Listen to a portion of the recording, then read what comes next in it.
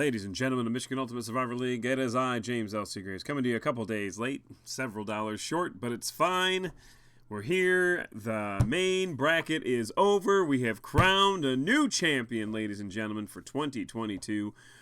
We'll talk about that. Most of you probably know who it is already if you pay attention to these things, and there's probably not a lot of people still watching these podcasts because as the season goes further, fewer and fewer people seem to really care once they're eliminated, which is not the right attitude to have because the playoff challenge is about to get live. We'll talk about that here in the end. So the MUSL Bracket Championship is a wrap. We had two people going. We had Swag, Bonnie Monahan taking on Pay Calvin His Money, Eric Minturn. Neither of these teams put up world-famous numbers by any stretch. Swag started off, let's go to box score here, week 16. And I don't know why this site is so wonky, but it is. It's one of the things we love about it. Not really. Swag here put up a paltry 38 points in the final week of the season. And most importantly, some gay guy delivered 17 of those. Matt Gay, that is. The kicker for the Rams put up 17 of their 38 points.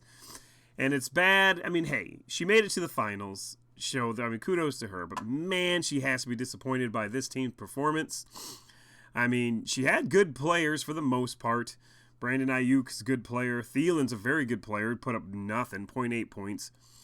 The Broncos' defense was a bit of a stretch. I'm not sure who they played this week. I think they played someone that they needed to beat for us. The Rams must be, yeah. The Rams just bombed on them, man, like way worse than either team scored here in this finals here, that's for sure. So 17 points by Matt Gay, 7 points by Geno Smith. Montgomery Gentry David there, 4.2 points. DeAndre Swift, a huge disappointment as the Lions were this week. Just not a great week for Bonnie Monahan's squad here, but hey, she comes in second place. I did this out of order. Who does number 2 work for? We should have done that second, but whatever. Who does number 2 work for? She works for Eric Minturn's Pay Calvin His Money, who started everyone in the second half of the games there, apparently. Or maybe even Monday or Sunday games. Thank you very much. Coffee delivery here. I love you, babe. Didn't put up world-shattering numbers here either. 48.67 points. I mean, that's your championship, folks. Now, again, you can make the argument that people who get to this level don't have as many good players left, but Maddie Bradley will prove you wrong in that argument here in a minute. But Minturn had, Tom Brady let him down 5.67 points, as he lets down a lot of people, it seems, these days. But he's old. I mean, come on, the man's a customer of mine for Medicare. A.J. Dillon, 9.4. That's actually a pretty good run there. He was the one that actually had things on pins and needles there because he fumbled the ball and could have lost the game at one point. But he recovered and got better. And then, of course, he had someone going on. He had Michael Pittman going on Monday night, I believe. But, yeah, George Pickens was a hero of the day for him. 11.35 points. Again, on a normal week, you'd be like, 11 points, okay, that's okay. But this is like Jerry Rice level in this finals performance, folks. I mean, 5 receptions, 57 yards, 1 touchdown. And that was the big moment. The big deal, the big man on campus was George Pickens, 11 points. The Tampa Bay Buccaneers put up 8. So 48-38 and change on each one of these were the finals for the MUSL Finals. Now that means that Eric Minturn all these people have already been paid, by the way. 750 extra bucks deposited to his bank account / PayPal on Tuesday, I think. So, merry belated Christmas to you. And Bonnie Monahan didn't do bad. She got an extra $250, I believe. The numbers are different every year based on how many teams there are. But whatever it is right. So I think she got $300 or maybe even $350 total. For second place on a $20 to $25 investment. That's pretty good money. Plus, it's a year full of fun. That's what I like to say. I stand by the fact that this is probably the greatest fantasy football league ever invented. And I don't even do any other fantasy football anymore. I just do this because it's blasting. My team Farthest I've ever made is the Elite Eight, but I still continue to play because I love it so much. It's true. We're going on a third place game. There was other money up for grabs, and that would be, that's a chunky. If I can find him on here. That's a chunky. Louis Diana, former champion, looking to be the only person to ever win twice. Unfortunately, he did not make it to the finals, but if he did, he would have won because he put up a amazing 51.41 points, which again, not great, but you're at this stage of the game, it is what it is. Also had the Broncos defense lay a complete goose egg. But luckily, I mean, Aaron Rodgers did okay, I guess. I mean, not really. 7.66 points. Saquon Barkley did well. Elliott, DJ Moore, all these people scored basically more than anyone in the finals, though. Gerald Everett didn't perform at all. Didn't even show up to the game. Greg Zuerlein. So that's a chunky comes in third. Winner of an extra $70. And then, unfortunately, just here so I don't get fined, the lovable Paul Wallenwine comes up way short. Ends up just with 47.35 points. Was not short of the game, but comes up short of the money. Jared Goff put up good numbers in that just beatdown they sustained. 17.85 points, was by far the MVP of the weekend here for the Final Four. Najee Harris, Jerick McKinnon, but then he had some real duds, including the Broncos. Now, I'll tell you, the Broncos are like, I love the Broncos are getting a taste of what the Lions have to go through every year because they just rip your heart out in the worst ways possible. Only difference is we didn't trade away a bunch of draft picks and a bunch of money to get Russell Wilson, and they're stuck with that guy for a while. Now, we did trade away, some stuff, but I think we still won on that deal. We got way more than we gave up, so whatever. Anyway, so there you go. Just here so don't get fined comes up just 3.5 points short of fourth place. So, or third place rather. So, there you go. There's your Final Four. They will have the trophies added once the season is officially over. I can add trophies to the trophy case, and I'm still working on the Facebook trophy case. It's going to look a little more polished, a little more organized, and also have them by owner, not team, because sometimes teams have multiple owners, or owners have multiple teams, I should say. It's early. I've only had 3 drinks of this coffee. Leave me alone. Now for my mistake percentage just went down. The site is running incredibly slow. Don't know why. Is Nora Jones here? Where? Oh, come on! I hit the home button like 20 seconds ago. What is this, dial-up? This brief internet outage brought to you by Comcast. We have Verizon Internet, but it's upstairs in Paige's room. So not sure why that's happening still. But anyway, playoffs. Here we go. We're going to go to the suck bracket. I don't even remember who's here. We're just going to go over the... maybe we can not. Why is there no scroll bar? All right, so we had Shark Attack, Mintern's team, taking on the Black Hole. Rob Bradley squad. Shark Attack puts up 59 points, and Shark Attack becomes the first owner in MUSL history to be in the Final Four of both the Suck and the MUSL Bracket playoffs. Definitely would be the first person to win them both, and he's got a chance. Nantab Knights taking on Mullen Incorporated. Nantab puts up 66. Mullen puts up 46.75. Paul Ward, good season. We'll see in the playoff challenge, hopefully. Squadrels, still alive, taking on Muckers. Squadrels had nobody left in the tank, and it showed. Muckers moves on to the Final Four there. And who will he be playing? The winner of Rob Jazerski, better bring your A game. And Cloacal Kiss.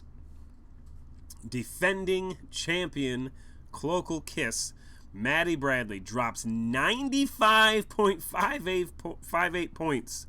I got to see this lineup because she has been just bombing on people. And this late in the game, that's pretty amazing in my opinion. I don't know why it always goes to Providence Power. They suck. That's my team, by the way, in case you don't know. But I would never say anyone else sucks. Look at this lineup.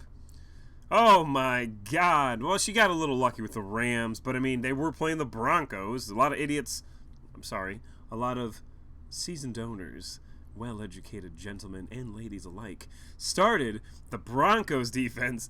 Maddie Bradley showed them what's up by starting the Rams defense, who just destroyed them, like 54-14 or something like that. Also had Justin Jefferson still left in the tank somehow. Christian McCaffrey, who didn't even score that many. DeAndre Hopkins, what were you doing all year, girl?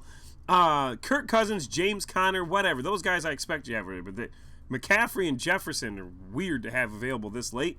But that's why you put up 95 points. You would have beat both of the finalists' scores. If they added them together, you would have won.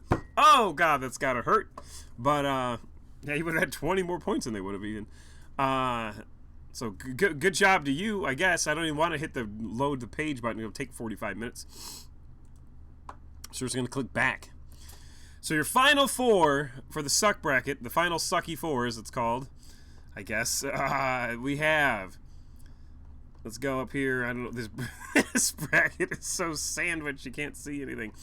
All right. Shark Attack. Eric Minturn taking on Nabtab Knights. Michael Myers coming back. He's having a good season here. And then we have Muckers taking on Maddie Bradley's Cloacal Kiss, defending champion Cloacal Kiss in your final four. Which, of course, means that the finals of the Suck Bracket will be played in Week 18. First time ever that's ever happened.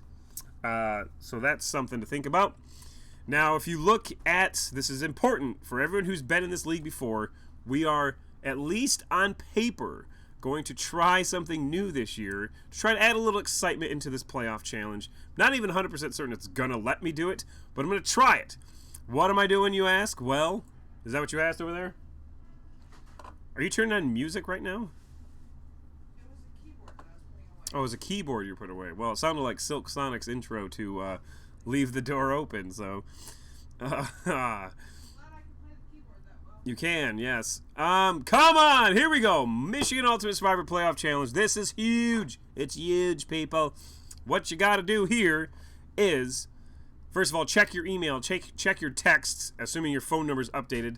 A lot of random people probably got a text from me this morning who are no longer in the league, but they never updated their phone number on their page. So whatever, check it out. Michigan Ultimate Survivor League Playoff is live, and everybody's back in the hunt.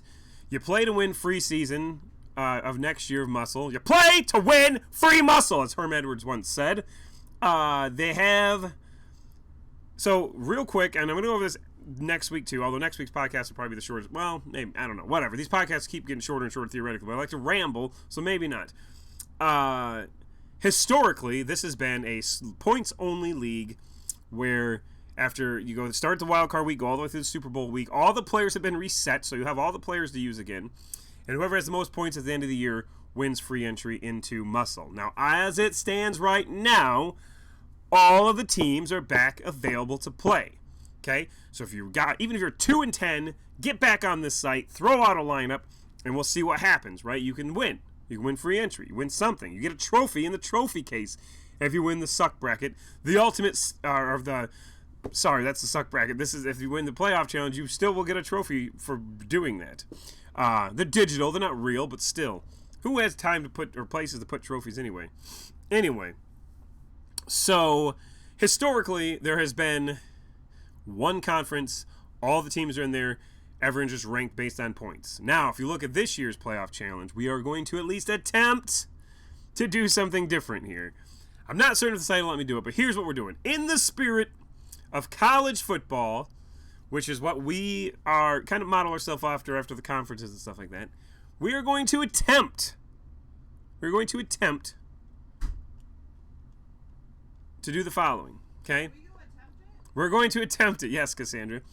So, the first 2 weeks of the MUSL Playoff Challenge are as they always have been. Submit a lineup, get as many points as you can, right? And then where things get interesting, if it lets me do this, that is. Okay, first of all, if it doesn't let me do it, it's going to be normal playoff challenge all the way through the Super Bowl, right? Just keep submitting lineups, most points at the end wins, okay? What I'm trying to have happen is to change the format of the league once it gets to the conference championships games, okay? And this is where it gets really unique and kind of fun for me, maybe. Maybe I'm just stale on this format, so I'm trying something different. You are in your same conferences that you're in all year long, okay? So, for example, Jeff Lebowski conference here, the one we're looking at right here. Providence Power, Conservatism, the New Counterculture, Savage FC, Cloacal, Kiss. Oh, my God, I forgot it was in her conference. all these people are in here. We're all going to submit lineups. Actually, probably half of the teams will submit lineups because half the teams don't participate in this because they're a bunch of Wyants. Whatever. Okay? So, for the first 2 weeks, we will submit lineups. And then, at the end of the second week of the playoffs, only the top team from each conference will then move on to a 8-team playoff challenge. Okay? Yep. I think that works. Shit, maybe this math doesn't even work. I don't know. Or we're going to try it out. I don't know if it'll even let me do it. Well, basically be a playoff challenge to where you play head-to-head against somebody. There should be there's going to be 8 teams, so that won't work even. So, damn it. Oh, yeah, it will. No, it won't. So, well, after the first week, then, we're going first week only. We're going to try it. So, submit the lineup. The highest scoring team from each conference will then get bumped into a playoff bracket with the top scorer from the other conference. This is basically week 1's going to be a play-in game. So get your lineup in as fast as you can, as high as you can. Score the first one. That'll get you into the playoff. And then there'll be an 8-team playoff going through the Super Bowl. So we're trying it. Not sure if the league's going to let me do it. So submit a lineup this week. And we'll talk about this next week and see if it'll even happen. Or there's week 2 of the playoffs. So we'll see how that goes. So this is live, man. So when I make a mistake, it's like, oh, crap. I think I need an extra week for that to work. But it's okay. We'll just start it in the divisional round. Nevertheless, we're going to try it this year and see how it goes. If it even lets us. If not, we're going to stick with the standard. Whoever has the most points at the end of the Super Bowl wins. Super Squares. We had a second winner this week. Same square for the first time. The same square has won twice. That would be that of the Vikings and the Dolphins. Will Green wins for the same square for the second time this year. Different category, though. So last time it was most points. This time it is receiver with the highest yards. As Jalen Waddle and Justin Jefferson put up 143 and 133 respectively. This week, the category is tight end with the highest receiving yards. Now, last time this happened was week 8 when the Chiefs had a bye. So that was unfortunate for anyone with the Chiefs square. This week, you got your chance at redemption. So all these people down here at the bottom with the Chiefs, looking pretty good. Anyway, that's that. We'll talk to you next week. Hopefully I can get this playoff challenge figured out. We'll see how it goes. So check your email and accept that invite so you can get in the league. All right, we'll talk to you later.